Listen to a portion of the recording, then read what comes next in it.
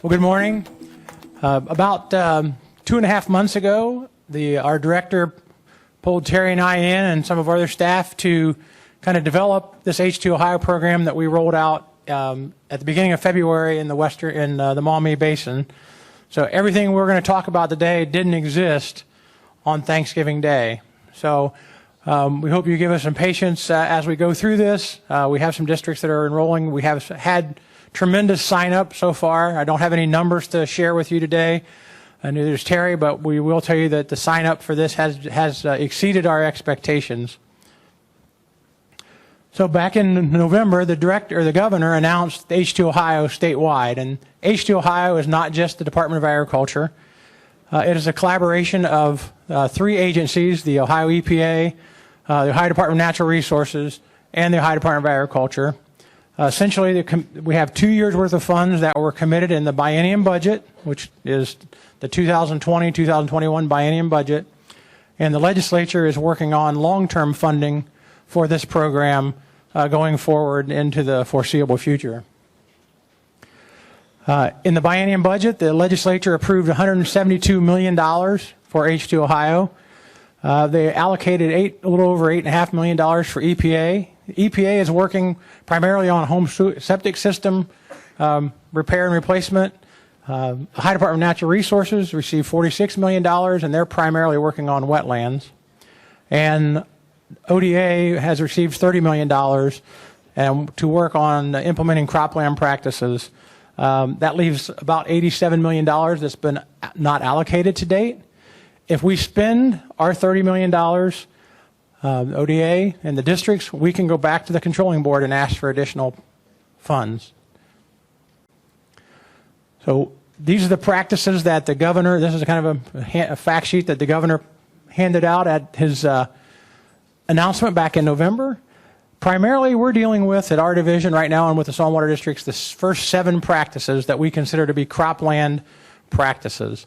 The 2-stage ditches and the edge of field buffers, our division will be working with them. We'll be implementing some of those as well, but we wanted to get these first 7 practices going first because we knew that was time sensitive. Farmers were making decisions about what they were going to do this year, going forward next year, etc. And the number 10 practice, wetlands, again, as I mentioned earlier, the Department of Natural Resources primarily is working on implementing the wetland practice. ODA decided that we would be operating just in the Maumee Basin to start with. The primary reason for that is we have good data on the agreements with the Lake Erie Compact to reduce phosphorus by 40% in the next 5 years. So we had a starting point. We have something that's measurable. So you look at the green area in green, that is the Maumee Basin. There's a little bit of that falls outside of the 14 counties that we're working in, and we'll pick those counties up in the next round.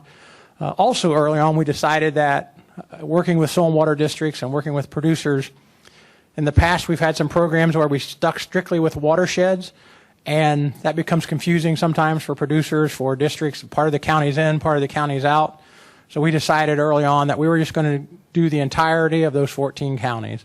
So the area that's hash marked is the area that we're operating in for this first round of signups.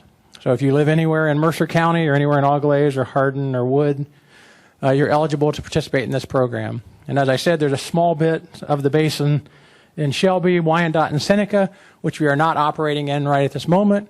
But as we move forward in the next round of sign-up, we will include those as well as the rest of the western Lake Erie Basin. So looking ahead, we hope, again, it's partly going to be dependent on how well we implement, what kind of problems we run into implementing in the first 14 counties. But sometime in the next fiscal year, which for the state of Ohio we operate on a July 1st to June 30th fiscal year. So sometime in the next fiscal year, we hope to expand to the entire western Lake Erie Basin, and that would be the entirety of those 24 counties. And then going forward in the next biennium, at some point in time, we would see H2Ohio expanded statewide. All sign-ups are being conducted for the cropland practices are being conducted through the local soil and water conservation district. We've allowed sign-ups for all of these practices to go over the next 4 years. The reason for that is some of these practices could be equipment intensive. And so in order to assure a producer that he has the funds available to purchase new equipment, develop new systems, we would have those dollars available to him. Once he signs up for those 4 years, those dollars will be earmarked and set aside for him, and he can be assured that he'll have those funds should he get the practices completed. We're also operating on an a la carte basis, which means a producer could install or commit to one practice, or he could commit to all 7 practices over 1 acre, one of his fields or all of his fields. And the importance of that is to try to let him pick and choose what fits best in his operation or her operation. They can also stack practices, meaning we can have more than one practice on a field or farm.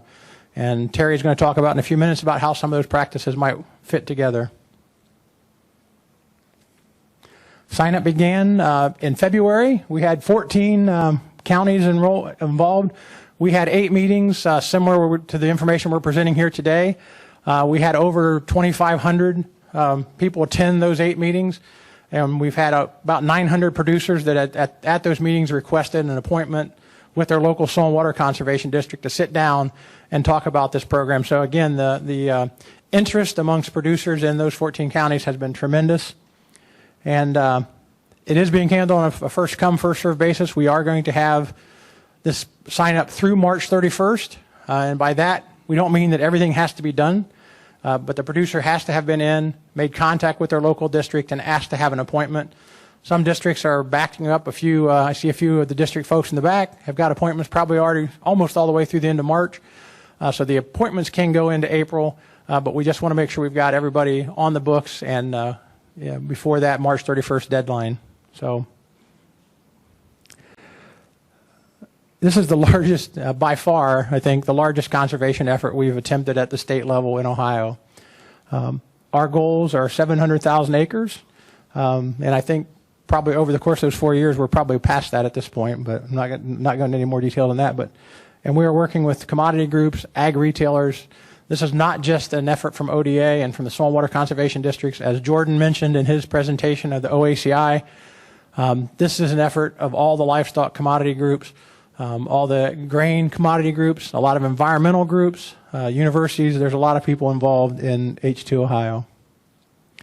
And those are some of the folks that in Jordan's presentation, he was talking about OACI, and those are some of the folks involved in that. We are in the process of developing goals for the entire Maumee Basin. And we'll be working with districts after we get through this first round of sign up to see if we need to tweak any of these practices to achieve those goals. We'll be doing the same thing across the whole state in years to come. So for that, I'm going to turn it over to Terry, and I'm going to help get his presentation up. Everybody hear me? Yep, we good? Okay. As Clark said, this is by far the largest effort that the state of Ohio has ever taken on from an agricultural water quality effort. And just to illustrate that, I think in general, NRCS year in, year out with their EQIP program probably assigns somewhere in the range of $20 to maybe $25 million a year across the entire state.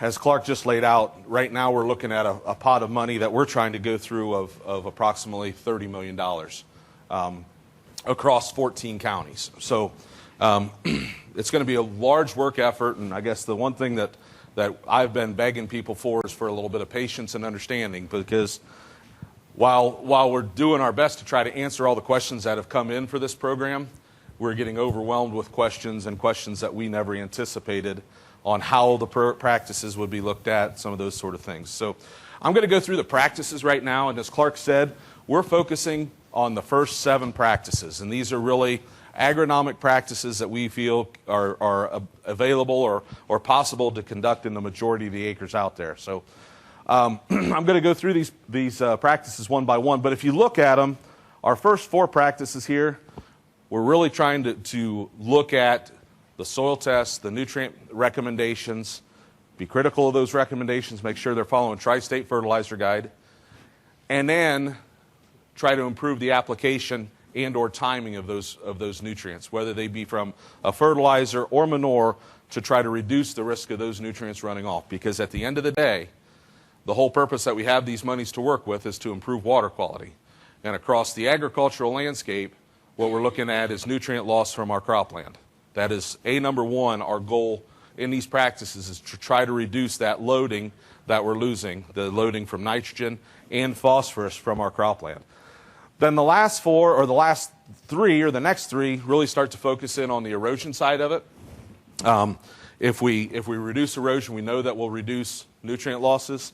And then the last one is focusing in on drainage water management, which should reduce our nutrient losses through our tile water or drainage water. Clark mentioned a little bit ago that we wanted to make these practices stackable. And this is what we're talking about. We want this program to be flexible, to be nimble, and to allow the producer to tailor the program to the given field. And this is how this program gets delivered. It gets delivered at the field level. So we're asking producers to go into that field, look at the management, look at where you're at in the crop rotation, and pick and choose which one of these practices will work within your management on that field. Now, some of them will not be compatible. The manure incorporation, along with the subsurface placement. From our end, we look at those two as essentially the same practice. The only difference between the two is the form. One is a commercial fertilizer, the other is manure. Likewise, there's an incompatibility when we start talking about the conservation crop rotation and some of the overwintering cover crops, because some of the conservation crop rotation practices are going to be in the field at the same time our overwintering cover crop would be. Beyond those things, we look for the producers to customize this program to those fields on a field-by-field basis. The first and foremost for this program is the Voluntary Nutrient Management Plan. And the Voluntary Nutrient Management Plan is, for all intents and purposes, the cornerstone, the foundation for the program. It's the ticket in the door. In 2014, the Ohio legislature defined what the Ohio Voluntary Nutrient Management Plan is. And in its simplest form, the easiest way to describe it, it is nutrient recommendations that consider nitrogen, phosphorus, and potassium that are based on the 590 standard and current soil tests.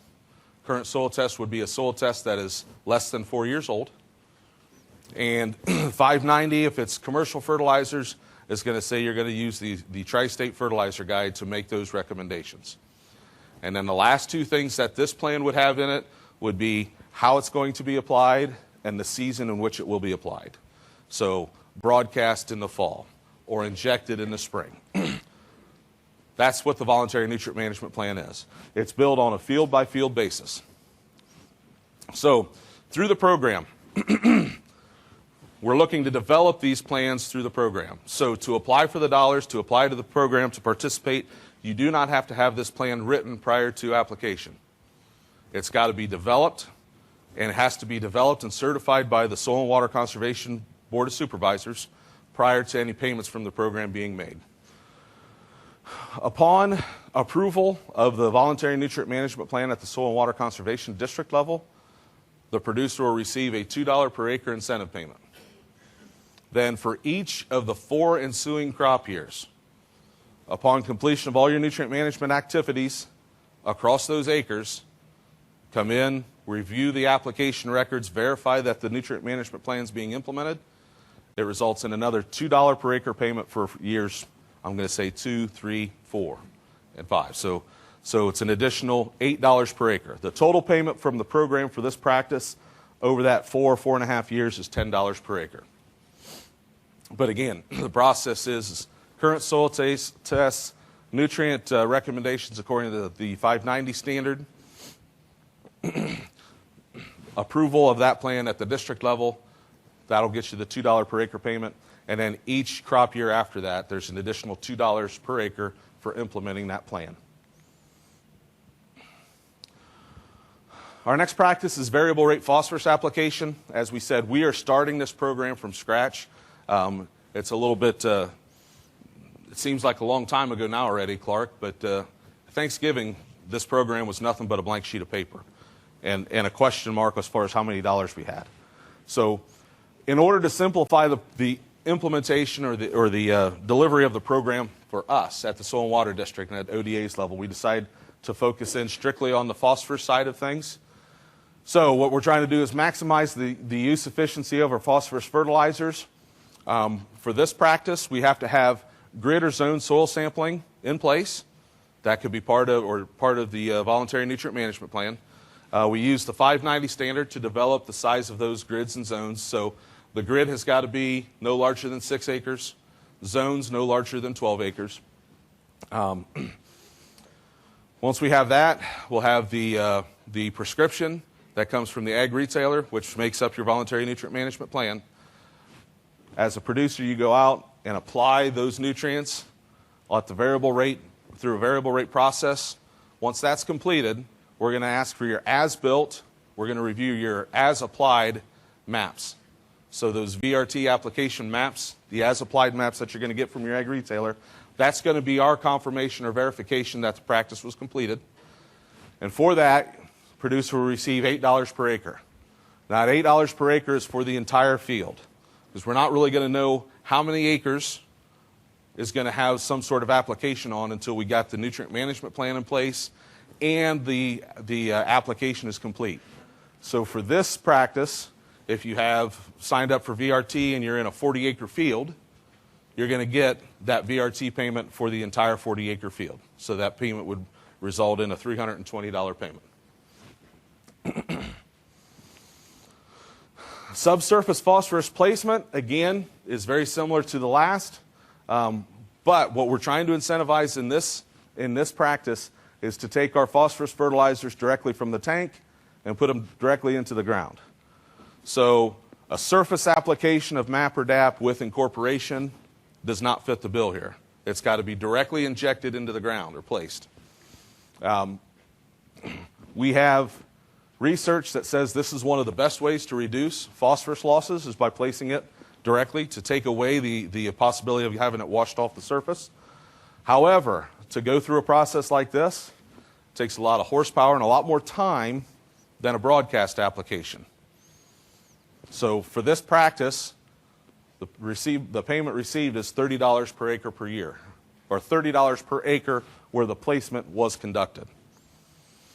This placement, if we're trying to stack different practices on top of each other, this practice is only going to pay for the acres that were placed. So in other words, if you had a producer, if you're interested in doing VRT along with the placement and stacking them on top of each other, this payment would be based on the actual as-applied acres.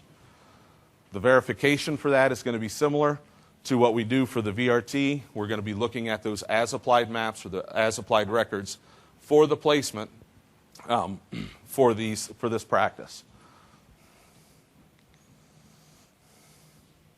Our next practice that we're looking at is manure incorporation. Again, we said that the phosphorus placement and the manure incorporation for us, we're looking at trying to achieve essentially the same thing.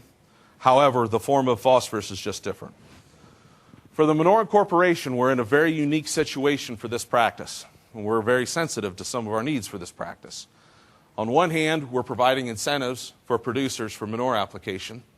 At the same time, our division, the Soil and Water Conservation Districts, are obligated to implement the Agricultural Pollution Abatement Program, or the rules, across the state of Ohio.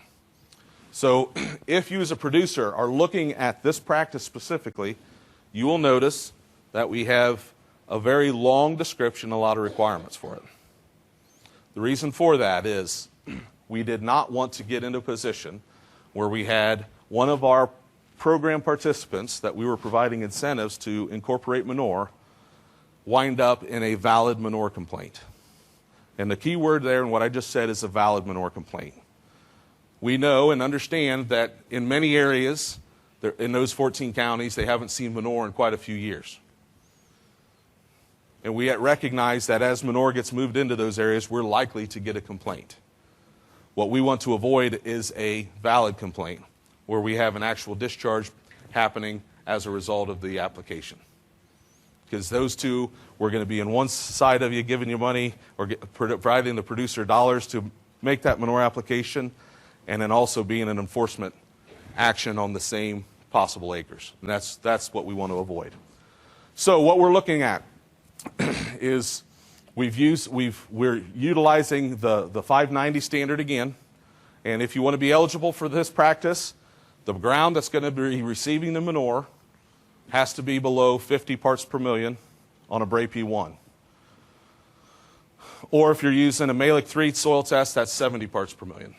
Okay?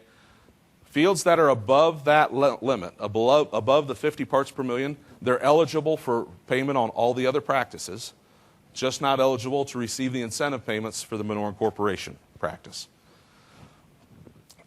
Any manure that's going to be receiving these payments has to be applied in 4 specific ways. And what we're trying to do with this practice is also take some of the manure applications that we have through the rest of the year and bring it into a summer application or into the growing season.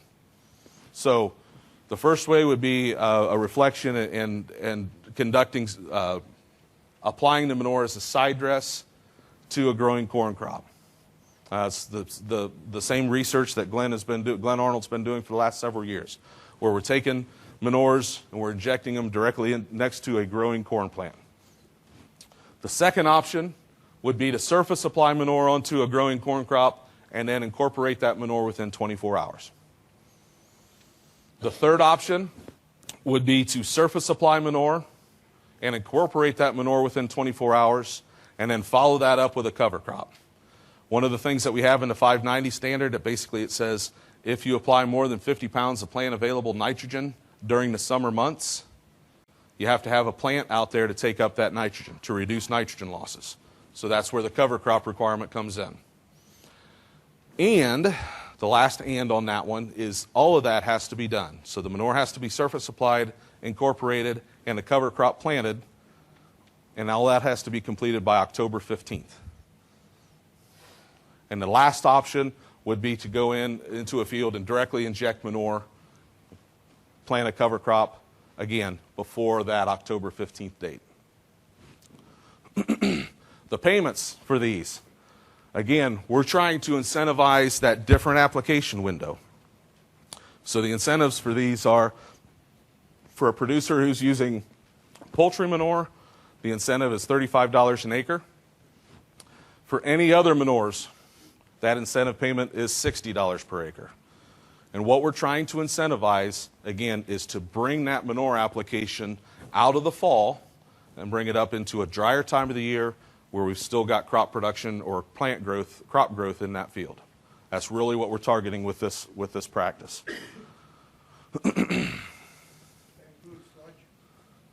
We're working through that right now.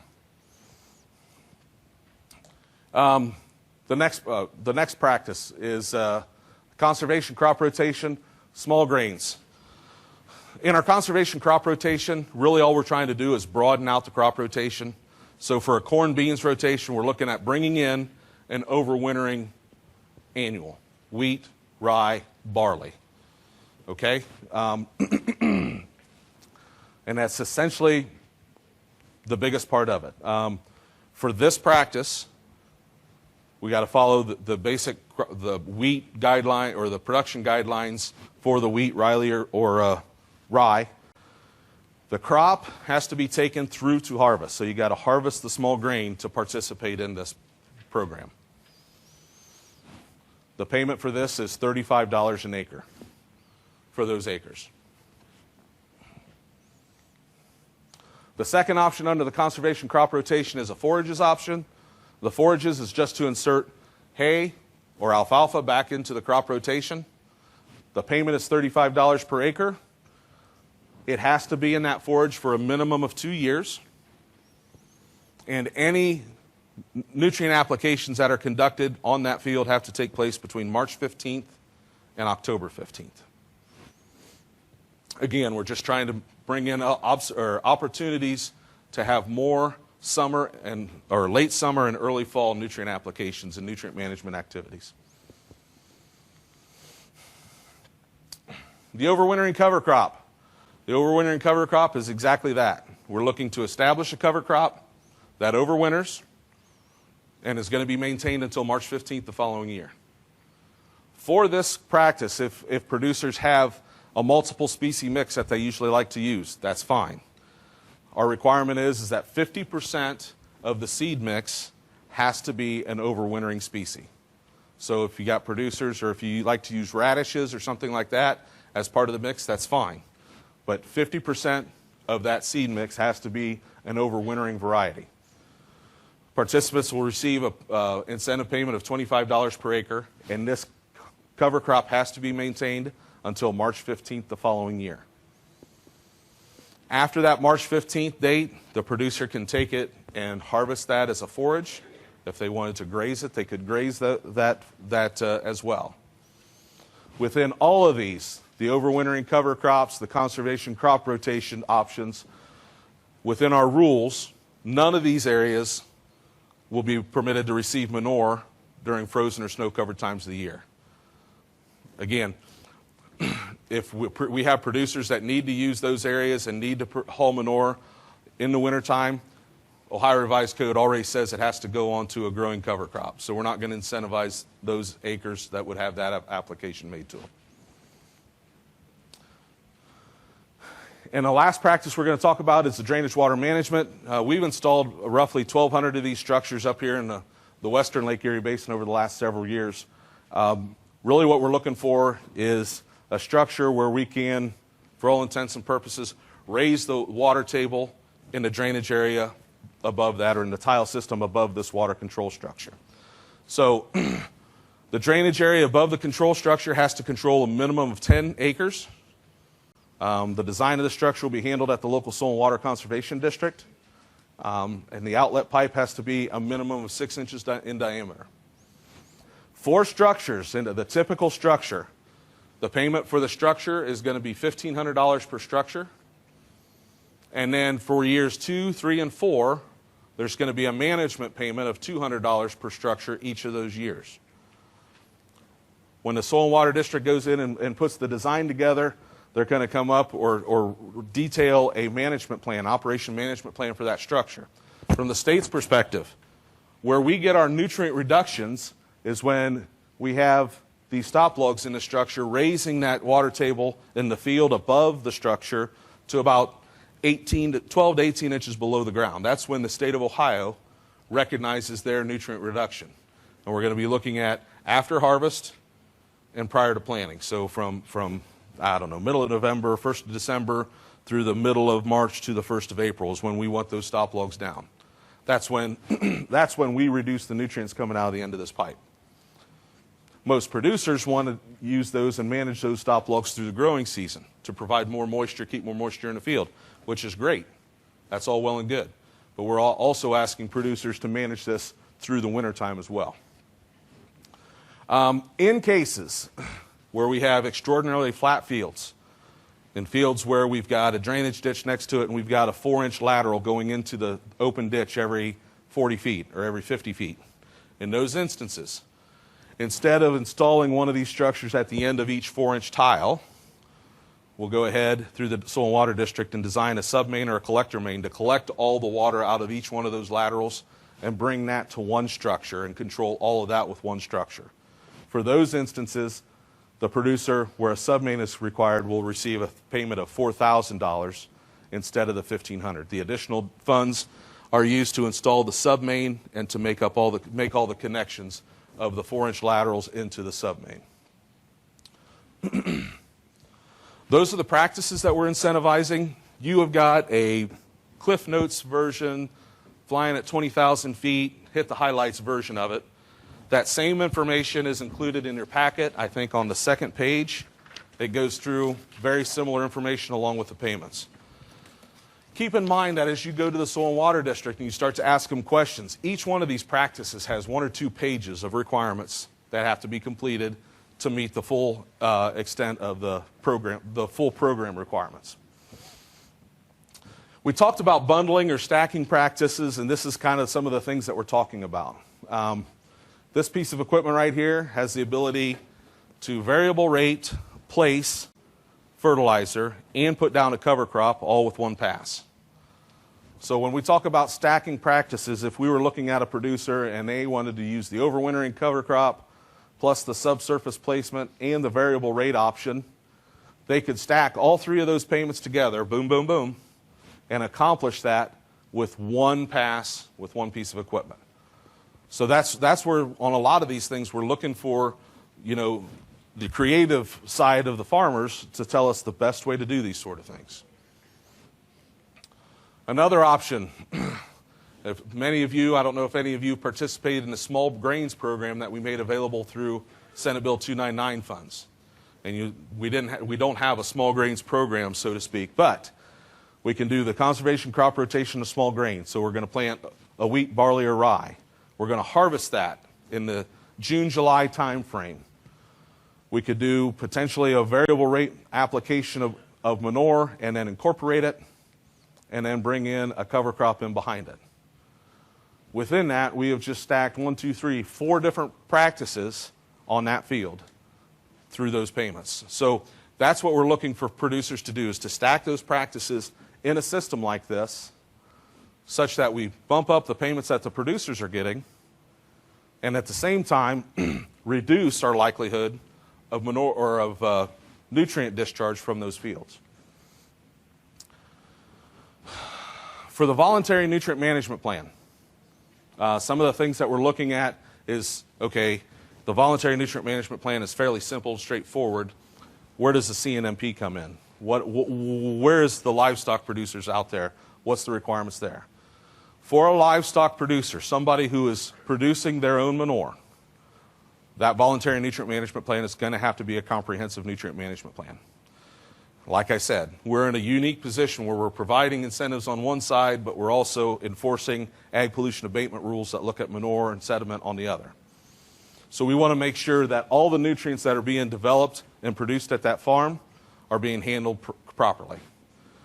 For folks that are buying in their manure through a broker, where basically a phone call or you can flip that manure on and off with a switch, we're going to go back to the same voluntary nutrient management plan that we've used and we'll detail out for the fertilizers. But again, we wanted to have our own assurances that within our responsibilities on the pollution abatement side, that we had our obligations with manure covered as we go through this process.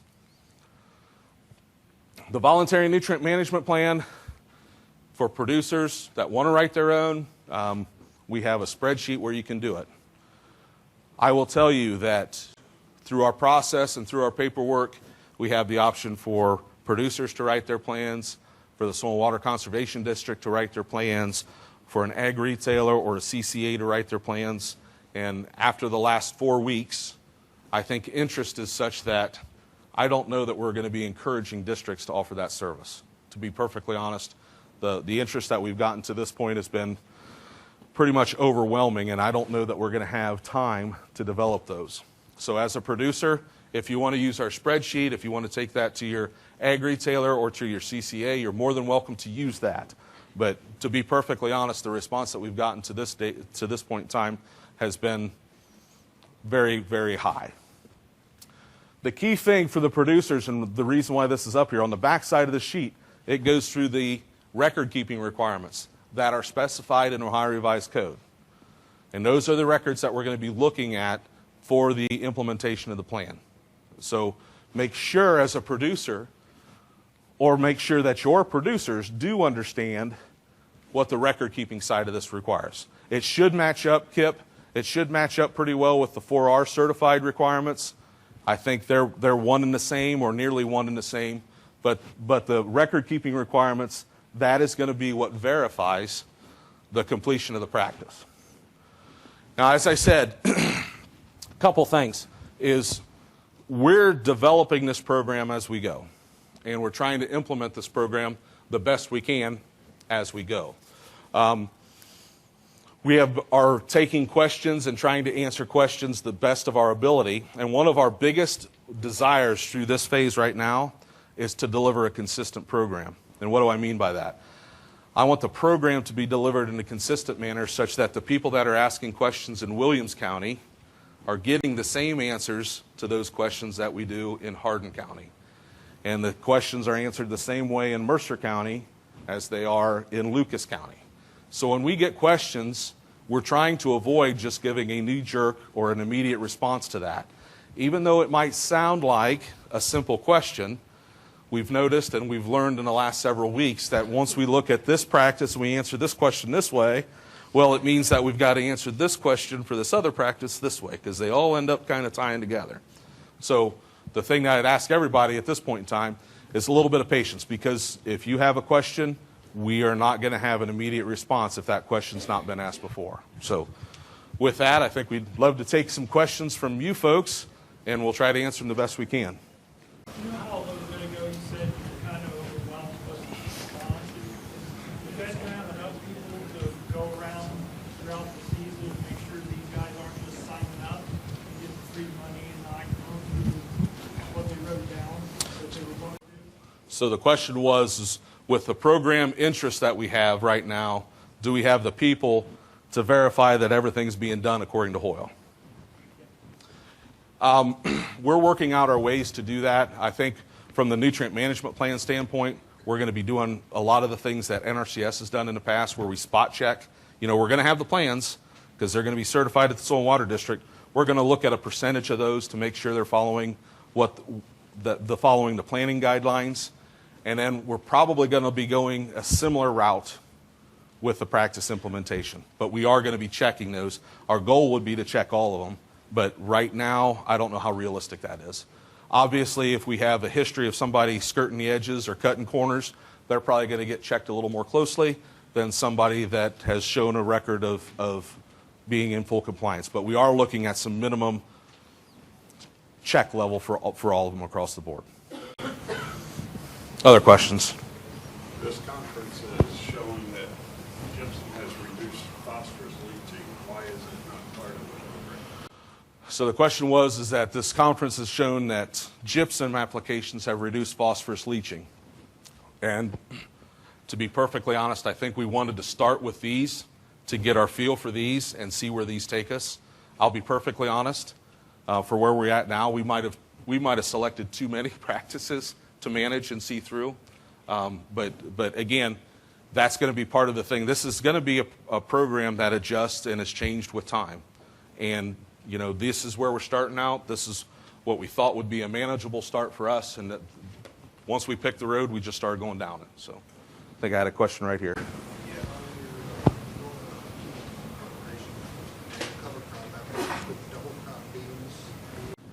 Very good question. The question was, for the manure incorporation practice, that required crop or that required cover crop after the manure incorporation, can that be a double crop or can it be a sorghum sedan grass forage? And the answer is yes, it can. What we're trying to satisfy with that requirement is something out there, some roots out there, to take up the nitrogen that the manure is going to be bringing to the field. So if it is a double crop bean or a sorghum sedan grass or whatever, within the program guidelines, that field has to lay fallow then, or that soybean stubble has to lay there until March 15th the following year. So you don't have to have an overwintering cover crop. But if you want to participate in the overwintering cover crop, then you could take that and satisfy that need with the overwintering cover crop payment.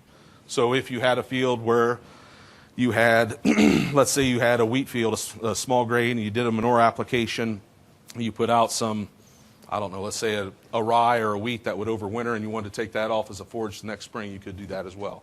But that's got to lay fallow, that's got to be intact. That soybean stubble, the sorghum sedan grass, what's left of it, or that cover crop has to be left in place until March 15 the following year. All the way in the back.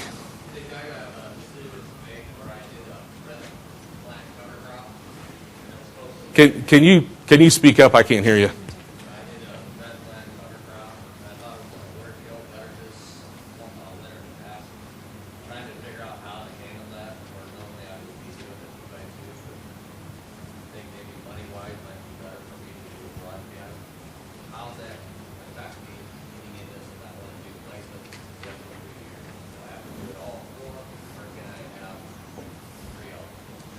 So help me out. I'm not sure I understand your question, but for the placement side of it,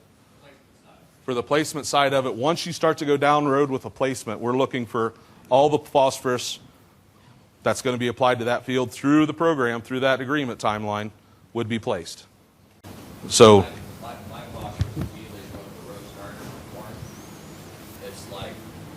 that and then 80% nitrogen. But I'm thinking my nitrogen would be better if it was broadcast. So So what's the question there? I think DJ's question is, if he has to broadcast his phosphate this year, can he be in subsurface in subsequent years? I think once you start going down that road, you can based on the program requirements, but we're still working through that part of it. And again, when we start to get into specific year-by-year questions on the field, we're trying to eliminate that placement, because the benefit that we get from the placement is it goes directly from the tank into the ground. So once you start to go down the placement side, we want all of that to be placement as we move forward. Other questions? On the crop rotation requirement for the small grain and forages, if your intention is to have that in the rotation and you don't have it, plans get changed and you don't have it in there within the 4 years, then you just lose that. But I'm assuming the requirement is to have it in there at least 1 year out of the 4 years, the small grain, wheat, whatever. Yeah, so when I started out, and this is one of the challenges for this program, is we're trying to make it flexible and nimble to reflect that, like a year last year, all the cropping plans changed as we went through May and June. So we're trying to make that flexible.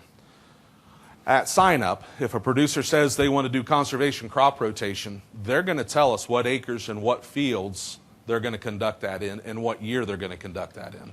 So you're going to have that in there, and you're going to have to tell us where that's going to be at and what years that you're going to be at. Is that answering your question? Okay. Let's take one more question.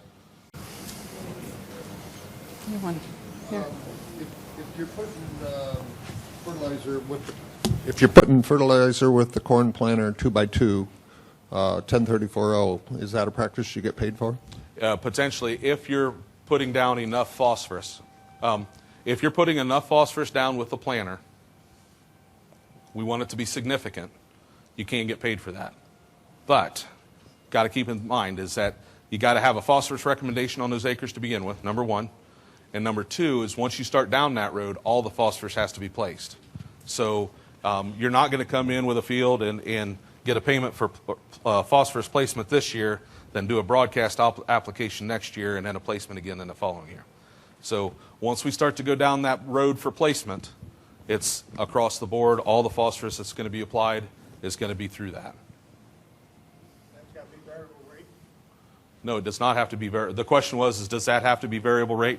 No, you can operate in the variable rate side. You can or do a straight placement side of things as well. You don't have to participate in both of them.